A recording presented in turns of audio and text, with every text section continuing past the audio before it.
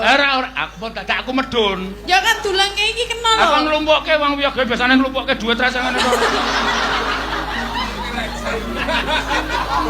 Nglumpukke rasa dadak isin.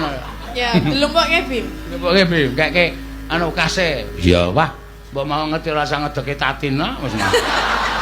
Lah aku lah kelingan terus ya. Wah cilaka tenan iki. Ya ora masalah. Ya ya. Ora apa-apa. Iji ana ta kuwi? Iki dekku sing aku ngetokke saka tas e. Lah ya kuwi kok jatahe aku 200 le nembang. Wis to? Kurang. Ya. Ya ning. Nyanyi ndak merimpeni. Men, nek ora dijaluki tak tambah sugih. Ya, wong jeneng ana wong duwe kok mesti meri.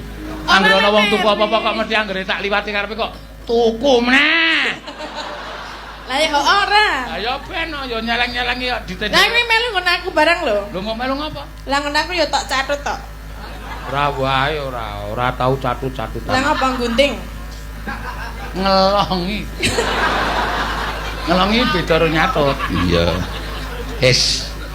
Mayan yo, di bawah nih di tasku mau. Kene tak gawake kuwi. Rasah iso nggawa dhewe. Serarep njaluk tulung kowe aku. Kok ndak anu lho kekebaan tas. Ora wis. Ngono aku jek selo. Ben. Aslo mbok diseseli. Ayo kene. Emak.